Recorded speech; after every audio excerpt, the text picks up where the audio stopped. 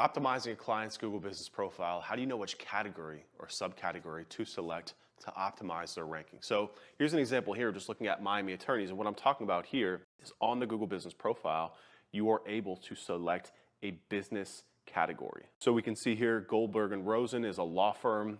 This one here is a personal injury firm.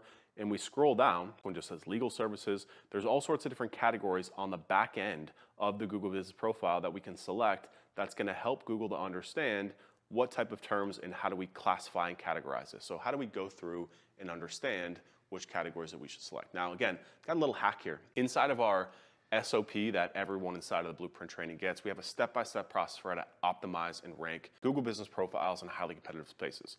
There's a tool, it's called Plepper.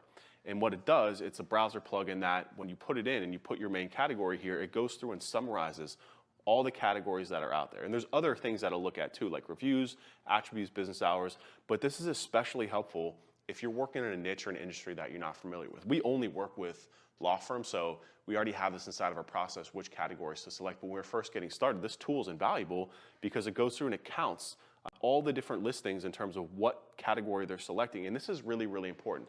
Again, especially if you're working in a newer niche that you're not necessarily familiar with, this will help you get familiar very quickly because you can see all the different categories targeting car accident lawyer in Miami. This will help you to understand what the most popular ones are. And then of course, you can then crosswalk that against what's actually ranking in the top 3 to understand what category to select. And category is an important part of this. It's like a title for the page. It's not quite as important as the title, but it's how Google actually literally lumps these things. And if you ever run local service ads before, Google uses the business page category to understand how to target and how to serve those local service ads. So it's really, really important that you get this